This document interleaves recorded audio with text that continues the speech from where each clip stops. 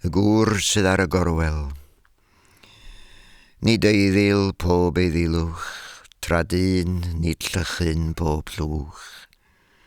Ac am hynny Gymru gwel y gŵr sydd ar y gorwel, y miniog i ymenydd, y ffŵl anfeidrol i ffydd. Ar ei wedd mae ôl breuddwyd, yn y llais mae'r pellter llwyd, ond i ddysg a'i ddistaw ddod ni wybu gydnabod, fel y gŵr eithafol gynt fu ar drawst, farw drostynt.